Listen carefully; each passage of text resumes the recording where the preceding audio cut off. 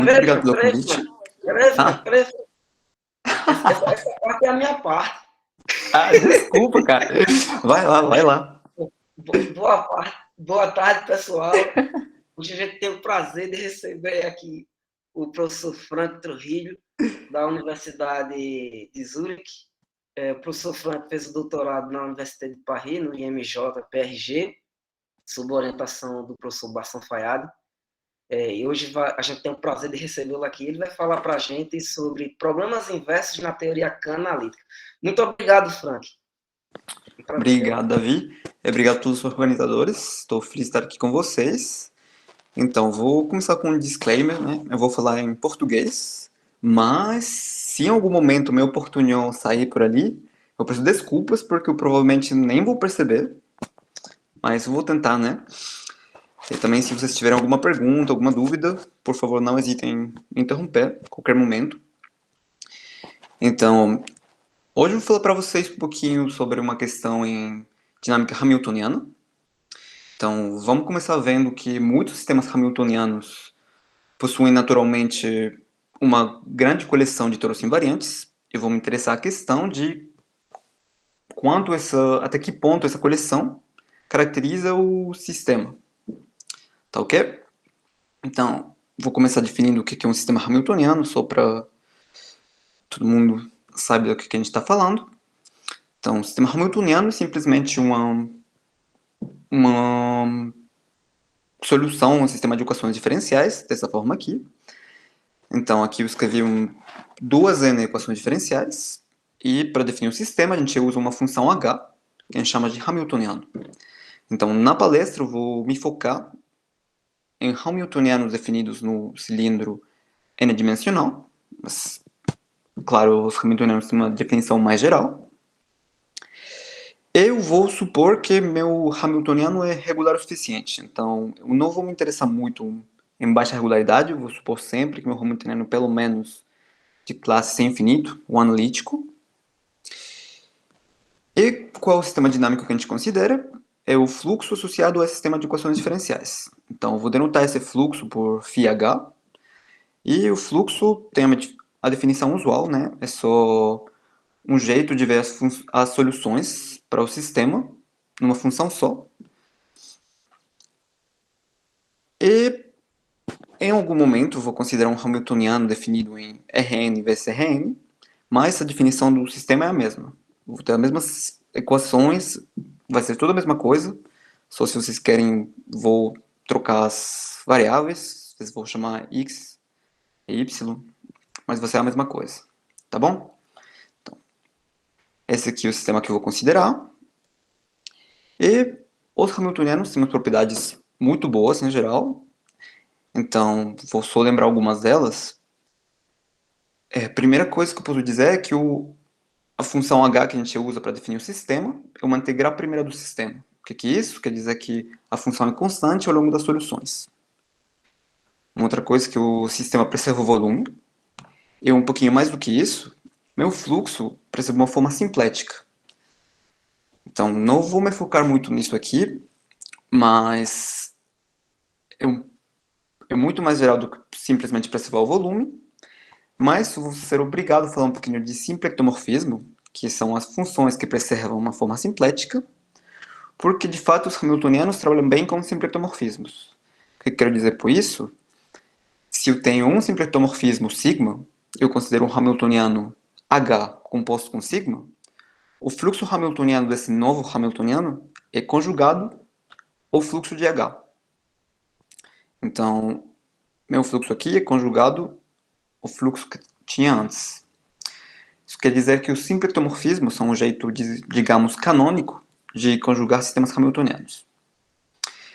Tá, são aqui algumas propriedades interessantes, mas por que os hamiltonianos são muito estudados porque eles são interessantes? É porque eles permitem de descrever muitos sistemas físicos.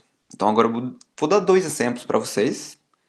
Eu peço desculpas já porque eles vão ser bem básicos, mas como eles são bem básicos, vou conseguir desenhar. Eu acho que eles vão ser um pouquinho... Eles vão ilustrar bem o que vai acontecer depois. Então, vamos começar com um oscilador massa-mola. que todo mundo conhece, mas então vou ir rapidamente nessa parte.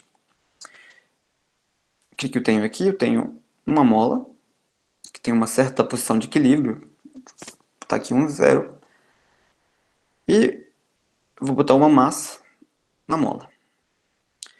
E a gente se interessa em descrever o movimento da massa quando tem uma posição inicial fora do ponto de equilíbrio, quando tem uma velocidade inicial.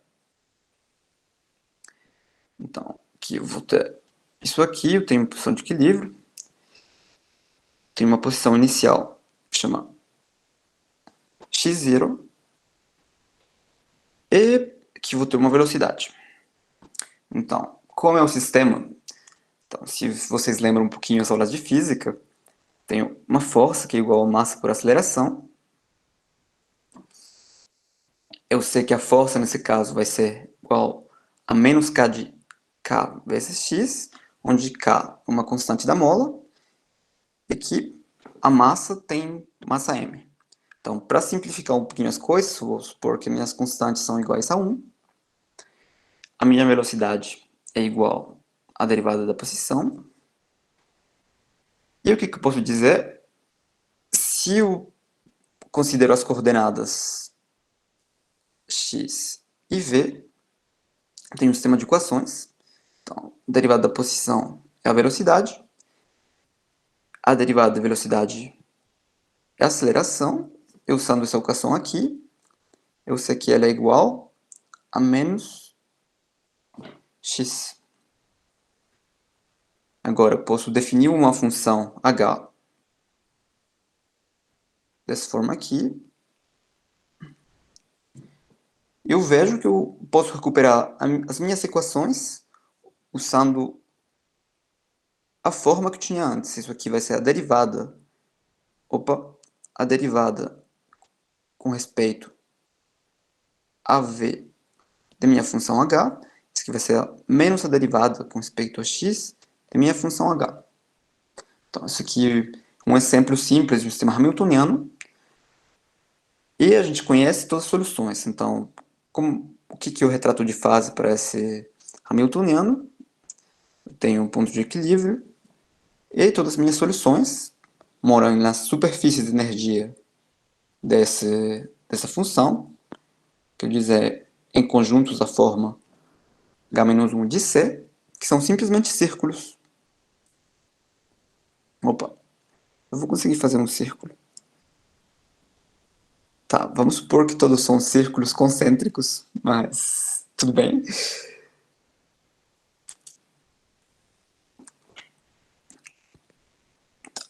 Então, esse é um primeiro exemplo de um sistema hamiltoniano bem simples, talvez todo mundo conhece. Vou dar mais um exemplo, que é um sistema solar. Mas eu vou considerar um sistema solar bem simplificado.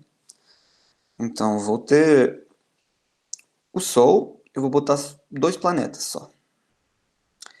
Mas, como eu vou simplificar meu sistema, eu vou ignorar a interação entre os 2 planetas. Nesse caso, a gente sabe o que acontece. A gente sabe que os planetas vão girar ao torno do Sol como elipses.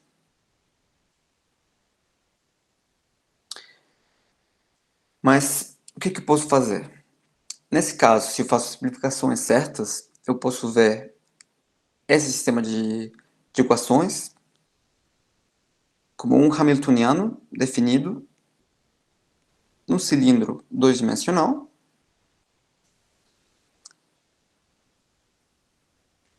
definido como uma certa constante ômega 1, ômega 2. Então, por que ele vai ser o hamiltoniano que eu estou procurando? Se eu olho para o fluxo hamiltoniano desse hamiltoniano, tem uma forma bem explícita. Ele vai ser da forma θ plus H1R, θ plus H2R, 2, R1, R2. Então, quando eu faço uma simplificação certa, o que eu estou dizendo é que meu fluxo é simplesmente um Sol no meio, com planetas orbitando o Sol em círculos.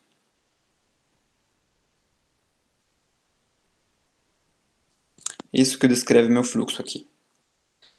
Então, por que isso acontece unicamente se eu ignoro as interações entre os dois planetas? Mas o que é interessante para mim? Aqui eu posso ver que a segunda coordenada, a coordenada R, está fixa, ela nunca muda, e minhas órbitas moram em toros invariantes. Então, meu espaço é o toro vezes o conjunto R2. Eu tenho um valor aqui, R1, R2. E minhas soluções, que são basicamente dois círculos independentes, moram no toro, eles ficam dando voltas no toro.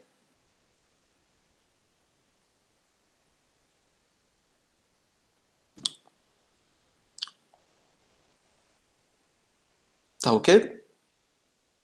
Então, isso bem o que a gente conhece, estou só escrevendo isso de um jeito muito complexo, porque eu estou tentando convencer vocês que o fato que os hamiltonianos possuam toros invariantes, ou no outro caso, círculos invariantes, não é tão raro assim. Uma coisa que a gente estuda, que a gente conhece, mas de fato, esses temas, os que eu acabei de falar, formam parte de uma coleção bem maior de hamiltonianos, que a gente chama de sistemas integráveis. Então, o que vai ser um sistema integrável para mim? Vou dizer que o hamiltoniano num cilindro Tn-Rn é integrável se ele não depende das variáveis angulares, vou dizer da variável θ. Por que eu faço isso? Porque, nesse caso, meu fluxo tem uma solução explícita, bem, bem simples, que lembra muito o que eu fiz agora há pouco. A segunda variável fica fixa, e na primeira variável, minhas órbitas ficam dando voltas no toro. Então, fazendo isso, a gente vê que todos os toros da forma de 2R são invariantes.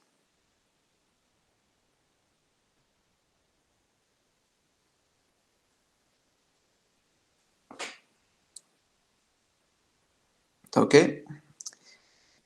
Então, claro, pedir que meu hamiltoniano não dependa da metade das variáveis é uma restrição bem forte.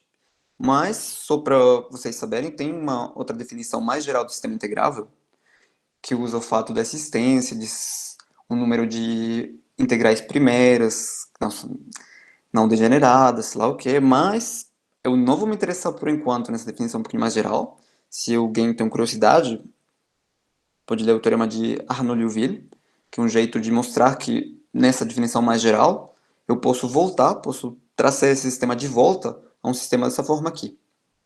Então, não é uma restrição muito grande para mim. Os sistemas integráveis são um pouquinho mais gerais do que isso. E o interessante é que eles têm uma solução bem explícita. O que acontece quando considero uma função h geral é que eu não consigo ter uma solução explícita. Então, por exemplo, se eu considero um sistema solar real, onde eu tomo em conta as interações entre os planetas, eu não consigo ter uma solução explícita, que é chamado de problema de três corpos. E por isso que como consigo ter uma solução explícita para um sistema integrável, o que eu vou considerar é uma perturbação pequena dele. Então, vou dizer que um sistema é quase integrável se é uma perturbação de um sistema integrável. Então, aqui eu tenho um sistema integrável N, uma perturbação, e claro, minha definição é um pouco vaga, porque eu estou falando simplesmente que é uma perturbação, mas a gente sempre considera F como uma perturbação pequena. Pequena é o suficiente para o que a gente vai fazer. Então, isso muda dependendo do contexto que a gente está trabalhando, mas vamos dizer que isso aqui é um sistema quase integrável, e o exemplo é exatamente o problema dos três corpos. Eu tenho o sistema que eu mostrei agora há pouco, o meu sistema integrável, essa parte aqui, que é meu sistema simplesinho, do sistema solar com dois corpos, orbitando o Sol em círculos. E eu posso imaginar que no momento que eu considero a interação entre os dois planetas, eu estou adicionando uma perturbação pequena. Por que pequena? Porque eu estou supondo que a massa do Sol é muito maior do que dos planetas. Então a interação com o Sol é muito mais forte. E, por exemplo, esse sistema é muito interessante, tem muitos trabalhos sobre isso. E agora eu vou enunciar um teorema que tem a ver com sistemas quase integráveis. Então, Teorema Kahn, que foi demonstrado por Kolmogorov e Arnold e Moser, diz, em poucas palavras, que um sistema quase integrável possui muitos toros invariantes que vêm do sistema integrável. Então, voltando aqui, meu sistema integrável, a gente viu, tem muitos toros invariantes. Agora eu quero perturbar ele, quero ver se alguns desses toros vão sobreviver à minha perturbação, se eu vou encontrar eles no sistema perturbado. Então, o teorema é um pouquinho longo para enunciar, daí vamos ir aos poucos. Então, meu teorema diz o seguinte: eu vou começar com um hamiltoniano integrável, que eu chamo de n. Eu vou supor que ele não é degenerado. Isso aqui é uma condição um pouquinho técnica, não é uma restrição muito grande. Eu vou fixar duas constantes. A gente vai ver o papel que essas constantes vão jogar no teorema depois. Mas, uma vez que eu fixei essas constantes, o teorema vai me dar um tamanho máximo para a perturbação que eu vou considerar. Depois vou considerar uma perturbação mais pequena do que esse tamanho que eu venho de achar. E eu vou achar duas funções. Uma função vai ser uma conjugação, sigma. Esse aqui vai ser um simplektomorfismo. Eu vou achar uma outra função, ômega. As duas são definidas num conjunto K. Eu vou falar um pouquinho mais sobre esse conjunto daqui a pouco. Mas por que vai ser interessante? Quando eu considero o meu hamiltoniano perturbado, n mais f, eu posso conjugar meu hamiltoniano a um hamiltoniano integrável, digamos. Eu vou conseguir fazer isso não no espaço todo, mas numa parte do espaço. Tá ok? Então, o que o teorema quer dizer? Ele quer dizer que quando eu perturbo um sistema integrável, meu sistema perturbado funciona como um sistema integrável numa boa parte do espaço. Então, por exemplo, aqui eu tenho muitos toros invariantes, como eu tinha antes. Tá. É mais ou menos claro o que eu quero dizer com o teorema? Se alguém tem alguma dúvida, porque todo o resto vai usar o teorema. Tudo que eu vou falar depois. Então, se vocês têm alguma dúvida com respeito ao teorema, é um bom momento para perguntar. Mas, de novo, o que é importante lembrar é um sistema quase integrável tem muitos toros invariantes. Então, eu vou fazer alguns comentários sobre o teorema. Então, aqui está o teorema. É o mesmo teorema que eu escrevi antes, um pouquinho mais reduzido, assim posso escrever os comentários embaixo. Então, o primeiro comentário é essa função frequência.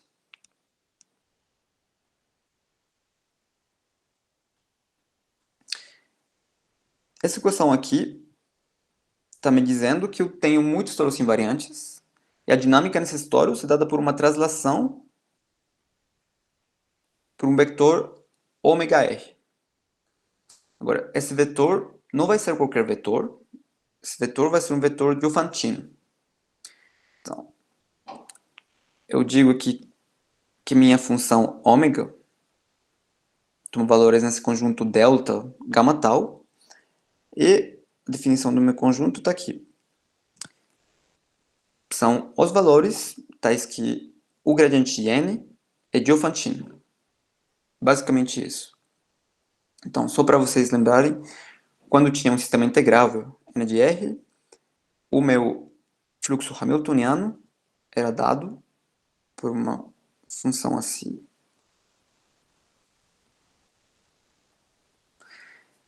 Então, o gradiente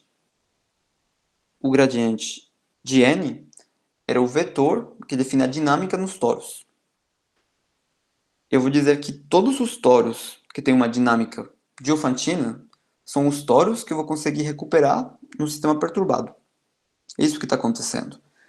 Então, é essa definição aqui do conjunto delta gama tal, é simplesmente as frequências diofantinas dos toros invariantes para o sistema integrável. Tá bom? Então, só para lembrar o que é um Qual é a vetor. topologia, Frank? Desculpa aí. Qual a Ah, topologia obrigado. na F que, tipo, não é Obrigado, uma matéria esqueci. pequena? Obrigado, boa pergunta. Esqueci de comentar isso. É porque eu não queria me atrapalhar tanto, porque ia ser é um enunciado ainda mais longo. Eu vou considerar um sistema analítico. Tudo que eu vou fazer aqui vai ser Hamiltoniano analítico. Daí eu tenho que fazer uma norma analítica aqui. Vai ser simplesmente o máximo da minha função, mais num conjunto maiorzinho. Então, eu vou ter que considerar uma extensão complexa do meu toro, uma extensão complexa da minha bola nos reais. Vai ser uma vizinhança, digamos, complexa do toro. Minha função vai ser definida ali. Eu vou pedir que minha função seja pequena. Então, é um pouquinho mais difícil enunciar assim, mas é simplesmente uma norma analítica na função f. É o sup da f. Numa vizinhança um pouquinho maior. Mas aqui eu estou mentindo um pouquinho para vocês, porque senão eu não ia conseguir enunciar o teorema. Mas obrigado pela pergunta. Então, agora, isso aqui só para lembrar o que é um vetor Diofantino.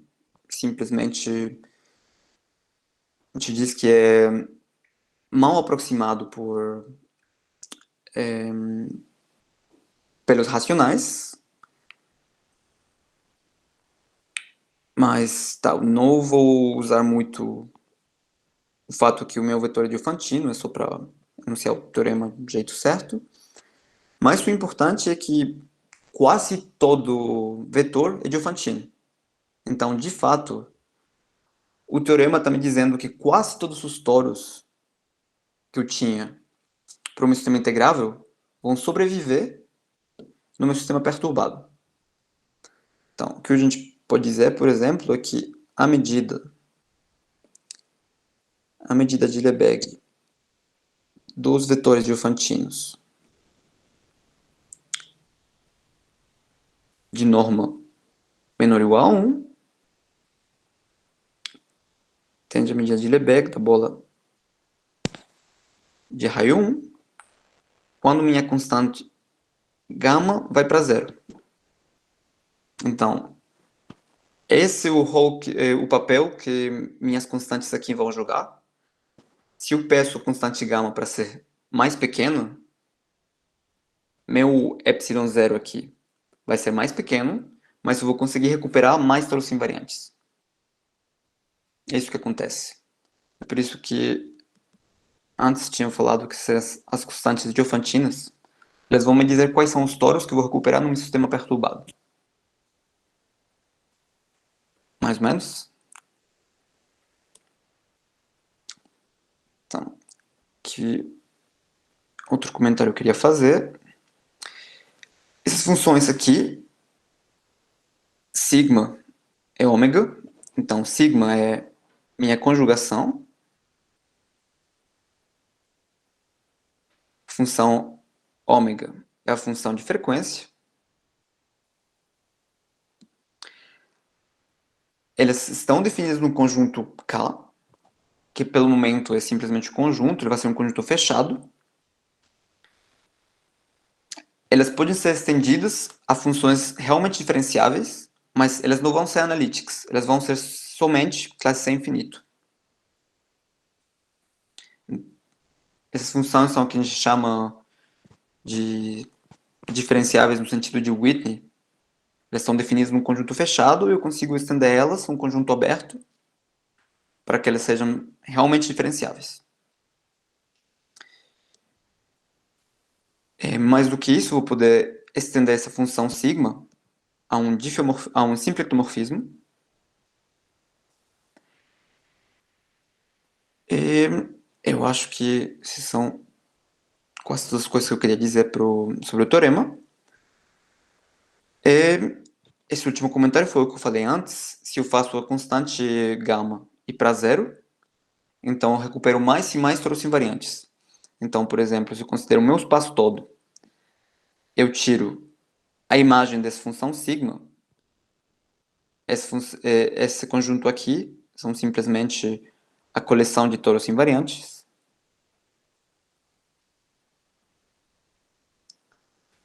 A medida do meu espaço menos os toros invariantes vai para zero se eu faço constante gama ir para zero.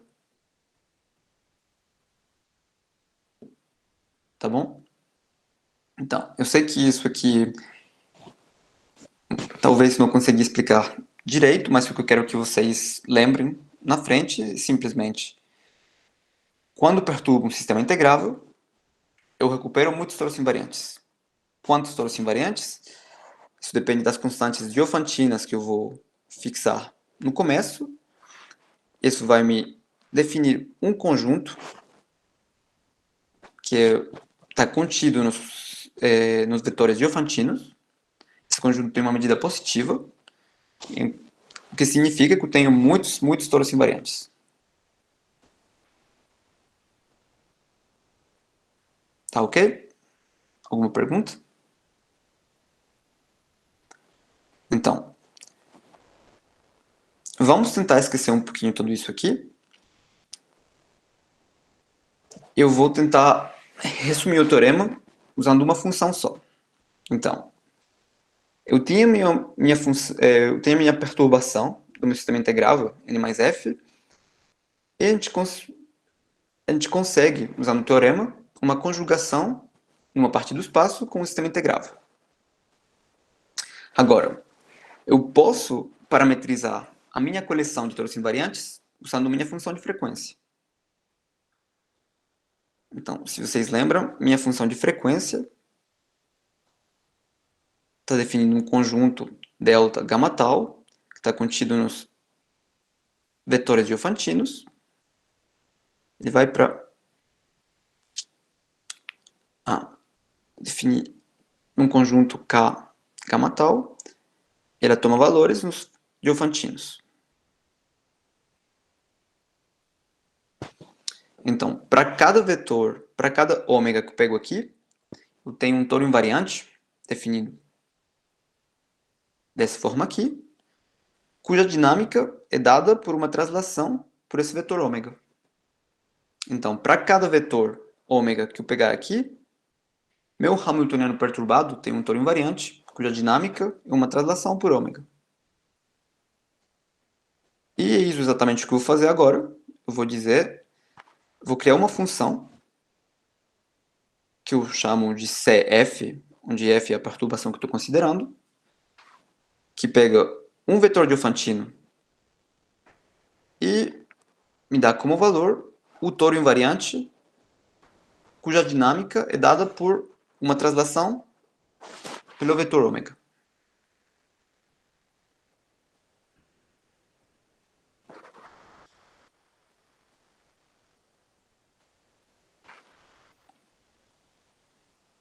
Tá ok?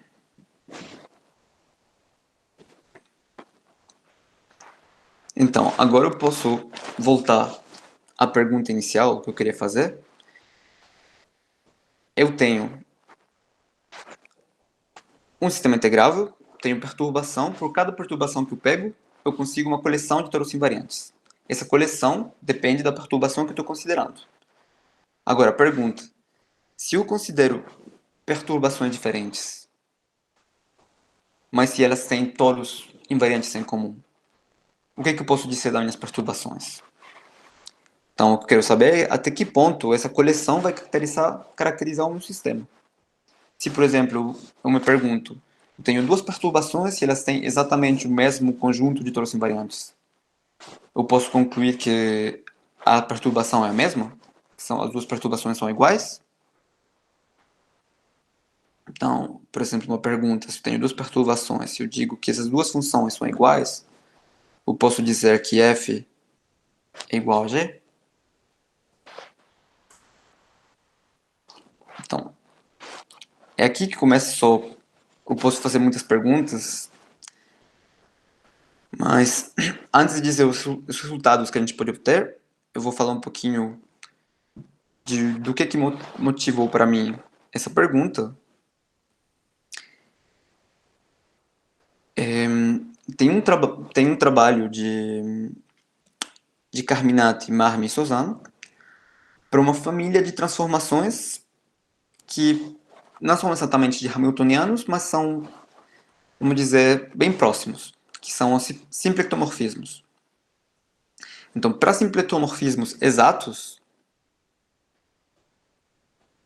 que um simplectomorfismo exato é simplesmente, tá, eu vou considerar aqui um simplectomorfismo no cilindro, um simplectomorfismo exato é simplesmente uma função, um dífio, que preserva uma forma, uma certa forma R de θ, uma forma.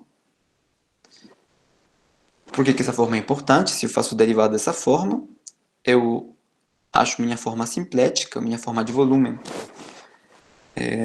canônica. E para esse tipo de transformações, eu tenho um análogo do teorema Kahn. Então, por exemplo, aqui eu vou considerar uma família de transformações, essa família aqui, que eu vejo como uma perturbação desse sistema aqui. Então, esse sistema aqui a gente pode visualizar bem fácil, a gente tem um cilindro. Para esse sistema, todas as curvas dessa forma são invariantes e a dinâmica é a de uma rotação. A gente tem o mesmo comportamento que a gente tinha antes. A gente tem muitas curvas invariantes, cada curva, minha dinâmica, uma rotação. Para esse tipo de transformação, eu posso mais uma vez fazer uma perturbação. A gente tem um análogo do teorema Kahn. A minha perturbação, se ela for suficientemente pequena, possui muitas curvas invariantes. Então, o que acontece? Eu tenho muitas curvas invariantes. Se minha perturbação φ for muito pequena, de novo, esse pequeno vai ser numa norma analítica. Se minha perturbação for pequena o suficiente, minha transformação f sub φ possui muitas curvas invariantes, que são perturbações pequenas das curvas invariantes que eu tinha antes. E é a mesma ideia. Quais são as curvas que vão persistir? São aquelas que têm um número de rotação Diofantino. É exatamente o mesmo que acontecia antes. E, nesse contexto, eles provaram o seguinte. Se eu pego duas perturbações desse sistema aqui, duas transformações como tem uma aqui em cima, eu considero as curvas Kahn associadas, então a coleção de curvas invariantes que eu tenho após perturbação. Se elas duas forem iguais num conjunto de medida positiva, isso quer dizer que minhas perturbações são as mesmas. Então, essa coleção de toros invariantes está caracterizando completamente a minha perturbação. Se minhas duas perturbações têm uma coleção suficientemente grande de toros invariantes em comum, elas são iguais. Então, o que eu estou tentando fazer agora é um análogo desse resultado no contexto de Hamiltonianos e não somente para transformações no cilindro, mas no cilindro n-dimensional. Vamos dizer um análogo, mas mais geral do que o resultado deles. Oi? Frank? Sim. Então, uma pergunta. No teorema dos três caras aí, quando eles dizem que se as curvas são iguais num conjunto de medida positiva, estão se referindo a que caracteriza que seja conjunto de medida positiva? Então, essas duas funções CFI, CPsi estão definidas, vamos dizer, nos números diofantinos, os números reais, para certas constantes gama e tau,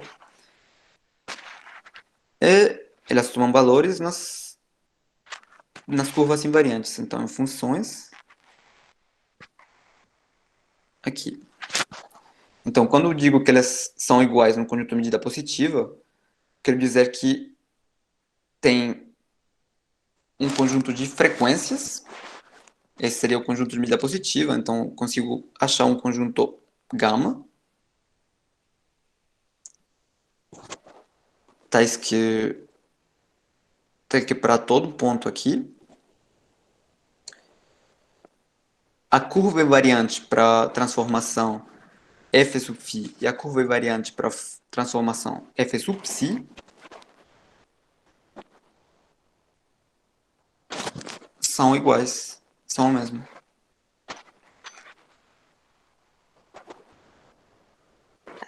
Tá certo, obrigada.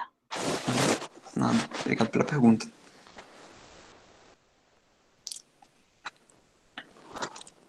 Então, de novo, aqui eles vão trabalhar com perturbações analíticas dessa transformação aqui. Eles conseguem dizer um pouquinho... Eu não preciso que minhas funções sejam iguais em todo ponto, mas num conjunto de medida positiva. Mas, claro, a gente trabalhando com coisas analíticas, a gente esperaria ter um resultado um pouquinho mais forte. Esperaria que se minhas funções são iguais, por exemplo, no conjunto com um ponto de acumulação, elas deveriam ser iguais, porque estou trabalhando com coisas analíticas. O problema é que, nos métodos que eles desenvolveram nesse artigo, eles não trabalham diretamente com a função, mas eles fazem uma extensão da função a um espaço bem particular de funções, que eles chamam de quasi-analítica, onde a gente tem propriedades mais fracas que as funções analíticas. Então, por exemplo, a gente tem um análogo do teorema, duas funções analíticas que são iguais no conjunto com o ponto de acumulação são iguais, nesse novo espaço que eles definem, é um pouquinho mais fraco, eles precisam que as duas funções sejam iguais no conjunto de medida positiva. Mas, digamos que o resultado é um pouquinho mais fraco a causa dos métodos que eles têm. Mas, o que a gente vai fazer agora é, a gente não vai utilizar esse tipo de extensão, a gente vai tentar trabalhar com as funções diretamente para tentar recuperar as propriedades analíticas e, por exemplo, ter uma generalização desse resultado, dizendo se minhas funções são iguais em um conjunto com um ponto de acumulação, com um ponto de acumulação,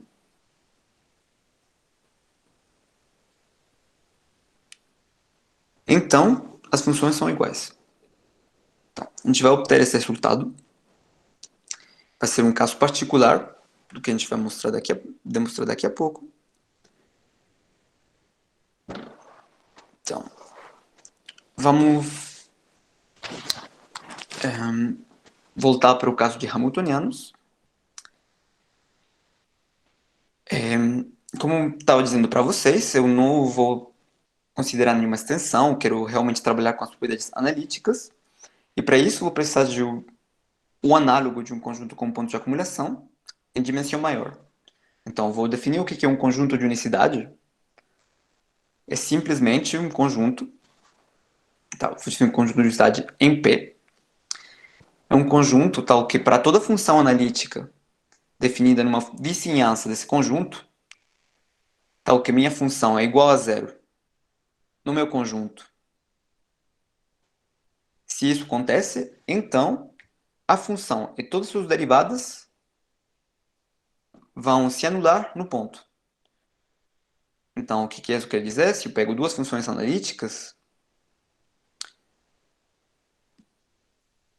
f e g, e as duas são iguais no meu conjunto, então vou poder concluir que as minhas funções são iguais.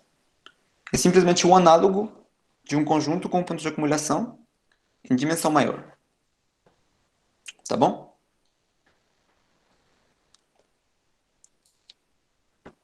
Usando essa definição, a gente vai conseguir mostrar o seguinte. Eu volto para o meu teorema Kahn. Então, tenho um hamiltoniano integrável. Eu fixo duas constantes. Eu considero duas perturbações, f e g. Eu considero as curvas Kahn, que é simplesmente a coleção de toros invariantes associados. Então, se essas duas funções são iguais num conjunto de unicidade, eu vou concluir que minhas perturbações são iguais. Então, de novo, para n igual a 1, conjunto de unicidade é a mesma coisa que um conjunto com um ponto de acumulação.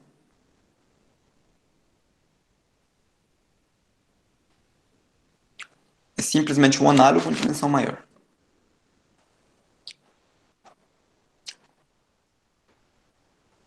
Tá? Então, claro, aqui eu estou fazendo o teorema para hamiltonianos, mas o caso de simplectomorfismos é análogo e a gente tem exatamente o mesmo resultado. Então, a gente pode realmente obter uma generalização do teorema de Carminati, Marm e Sozin para o caso de simplectomorfismos. Tá ok? Então, uma vez que eu sei que minha curva Kahn, que é essa coleção de toros invariantes, caracteriza o sistema, eu posso jogar um pouquinho com as hipóteses e fazer outras perguntas. Então, por exemplo, quando peço que as funções sejam iguais num ponto, por exemplo, isso aqui, eu estou pedindo para os dois hamiltonianos NF, N mais G, para terem o mesmo toro invariante com a mesma dinâmica no toro. A dinâmica tem que ser conjugada a uma rotação por um vetor ômega.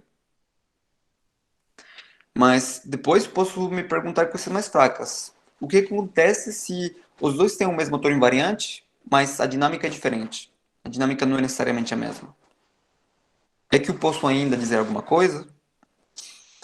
Então, o teorema que provei no ano passado joga um pouquinho com as hipóteses se é só obter consequências dinâmicas do fato que dois hamiltonianos têm toros invariantes comuns. Então, por exemplo, eu vou voltar a meu teorema Kahn, eu pego um sistema integrável, eu pego uma perturbação, eu considero a coleção de toros invariantes. Pois, eu vou supor que eu tenho um conjunto de unicidade, que nem antes, eu sempre vou jogar com conjunto de unicidade, e eu vou supor que eu tenho um outro hamiltoniano L, dessa vez ele nem precisa ser uma perturbação do meu hamiltoniano N, um hamiltoniano qualquer. Eu vou supor que para todo vetor que eu pego no meu conjunto gama, o toro definido pela minha função CF é invariante para L, é invariante para meu outro hamiltoniano. Então, de novo, isso aqui é só um jeito meio complicado de dizer que eles têm muitos toros invariantes comuns, tantos quanto o meu conjunto gama. Meu conjunto gama, eu estou supondo que ele é grande o suficiente porque ele é de fato um conjunto de unicidade.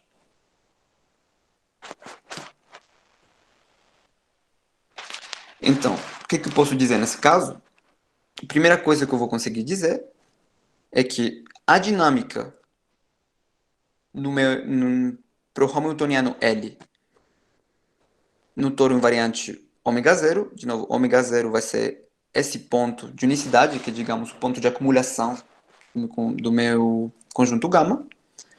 A dinâmica nesse toro é conjugada a uma translação. Então, a priori eu não sabia isso, ele é só invariante, mas o fato que ele coincide com os toros invariantes de uma perturbação, de uma integrável, onde eu sei que todas as dinâmicas são translações, vai implicar que a dinâmica nesse toro, para um outro hamiltoniano, é também uma translação.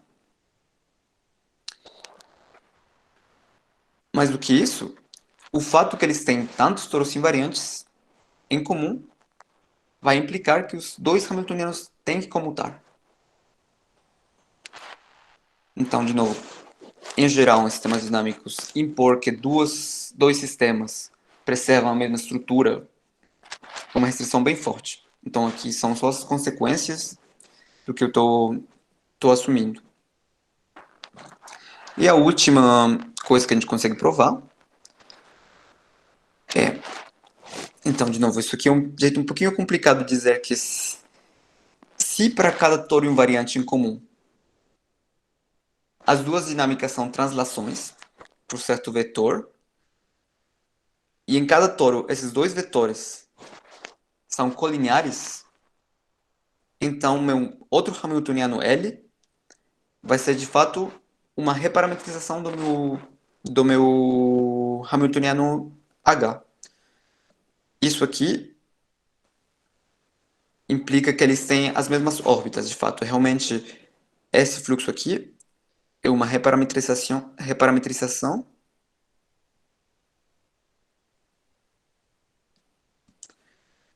do fluxo L aqui. Então, se eles têm muitos toros invariantes em comum, eles não têm a mesma dinâmica, mas se a dinâmica é parecida, é uma translação na mesma direção, digamos.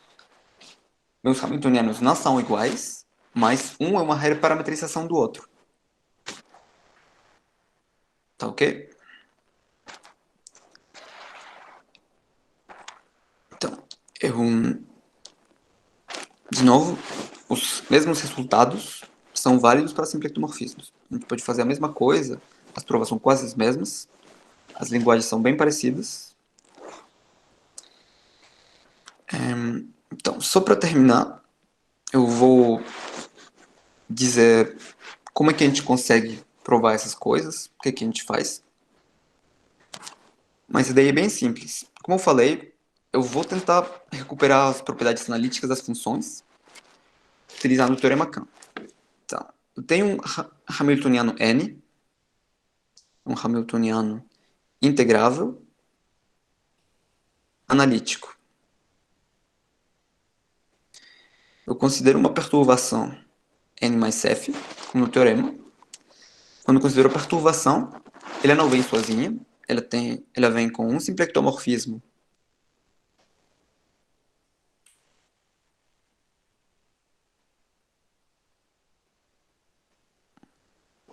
ela vem com uma função de frequência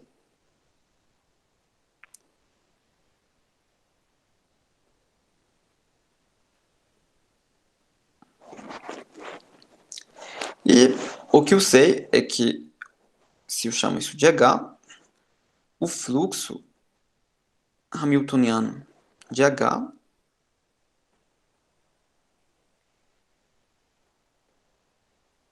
tem essa forma aqui.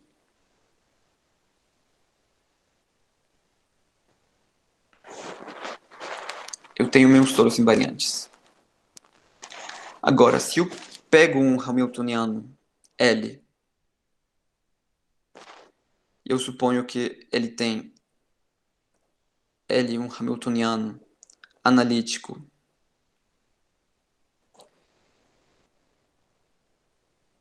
tal que ele tem os mesmos toros invariantes que minha perturbação H. O que vai acontecer? Eu posso compor meu fluxo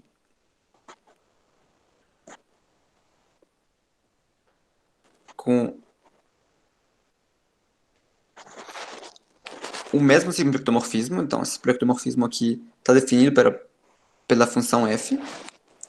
E o fato que eles têm os mesmos toros invariantes implica que eu posso escrever isso aqui da forma seguinte.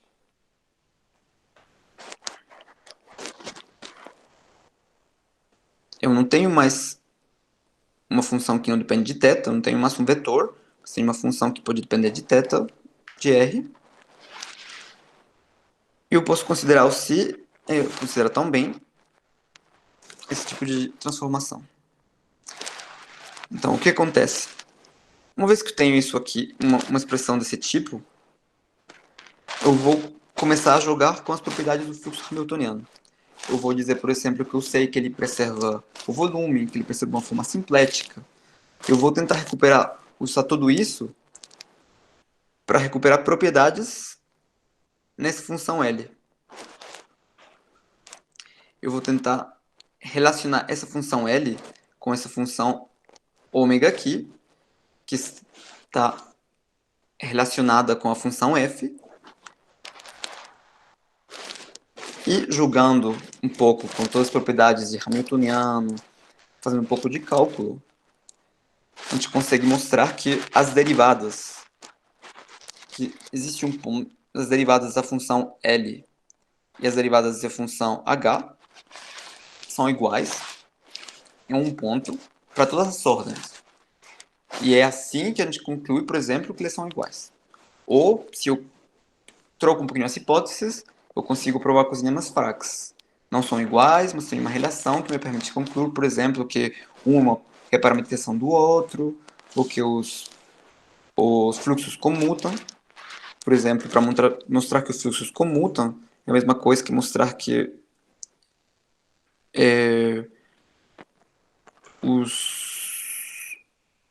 os campos de vetores que definem um sistema de equações satisfazem uma relação desse tipo.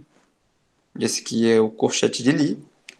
Mas, tá, a gente pode sempre jogar com a ideia de se eu consigo provar isso aqui num conjunto de unicidade, eu vou conseguir dizer que é verdade em todo ponto, a causa da analiticidade das funções. Mas, no final, a ideia é bem simples, é só jogar um pouquinho com as funções. E acho que é só isso que eu queria apontar para vocês hoje. Obrigado pela atenção. Obrigado, senhor.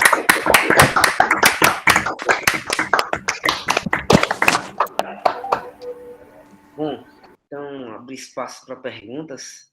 Podem ficar à vontade. Frank, naquele seu primeiro teorema, você falou se CF igual a CG Aqui? em um conjunto de unicidade. Não, no anterior. É, Isso, acho- esse aí mesmo. Mas eu não entendi no conjunto de unicidade onde. Porque na definição acima você disse que alguma coisa é conjunto de unicidade em um ponto. Então, você só precisa de um conjunto de unicidade qualquer. É como se eu dissesse elas são iguais no conjunto com um ponto de acumulação. Basicamente isso. Eu não estou dizendo quem, mas se elas são iguais nesse conjunto, no conjunto ele só precisa estar contido no domínio. Mas o que é um conjunto de unicidade? Aqui eu vi a definição de um conjunto de unicidade em um ponto. Então, qualquer ponto vai... Para qualquer ponto dá certo. Então, conjunto de unicidade é um conjunto que todo ponto satisfaz essa propriedade? Não, então, quando eu falo que conjunto de unicidade seria para algum ponto P. Ah, se existe um ponto para o qual essa Exatamente. propriedade vale. Eu estou tentando fazer o equivalente com um ponto de acumulação. Eu não sei quem é o ponto de acumulação, mas é alguém. O conjunto de unicidade seria alguém, tem um ponto P, onde eu tenho essa propriedade. Certo, entendi. Isso. Tá bom. Tá, obrigado. Mais perguntas? Alguém tem mais perguntas ao Frank? Oi, sim, eu de novo. Frank, eu me perdi em algum momento. Acho que foi aí quando... Então, a pergunta é, você mostrou um resultado dessas três pessoas Uhum. que eles trabalharam num cilindro, não? E você está trabalhando em toros. Então, assim, a relação seria como esse número diafantino que representa, imagino, o número de voltas, ou digamos, a relação mais estrita entre esses dois casos esses dois tipos de sistemas, né? Seria essa? seria como no fundo tem um ângulo que está mexendo aí as velocidades, como se mexe no cilindro e aqui no toro, algo assim? É a mesma ideia. Por exemplo, aqui eu poderia tentar definir a mesma coisa para nos touros, por exemplo. Eu poderia fazer quase a mesma transformação.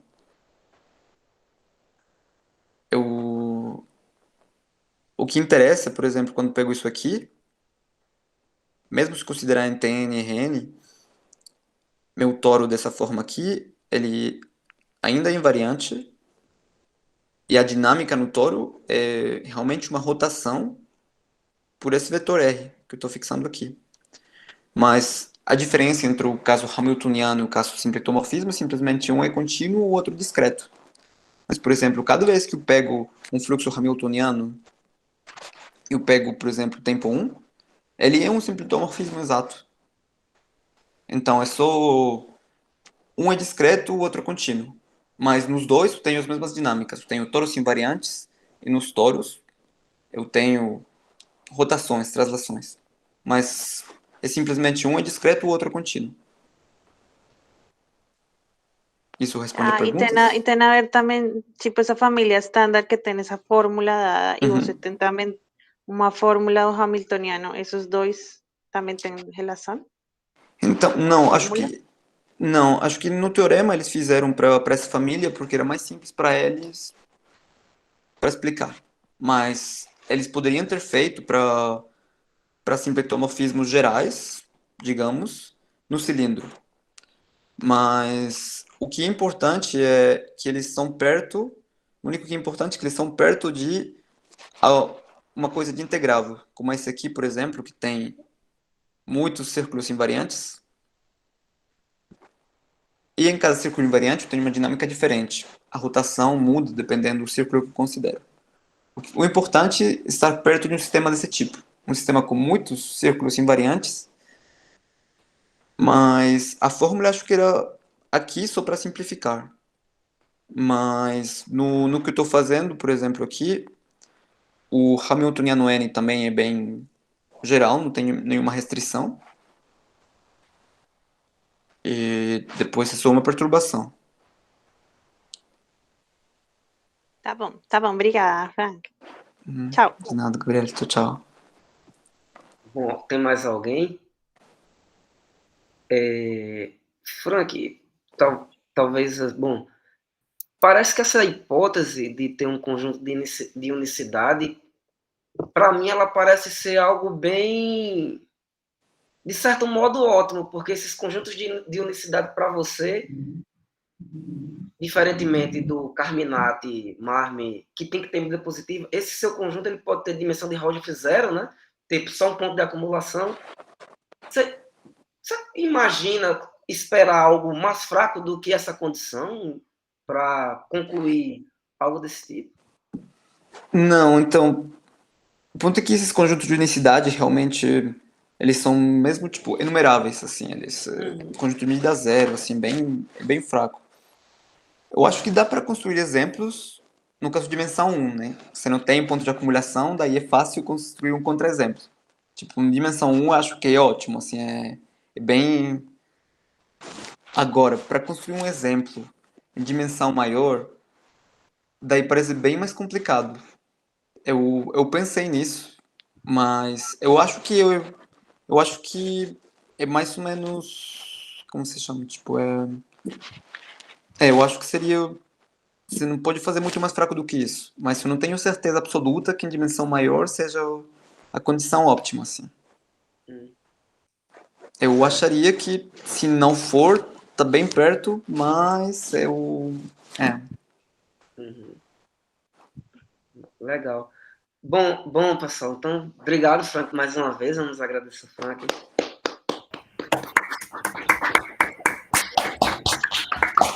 Ótima Obrigado a palestra. vocês. Obrigado aí mais uma vez.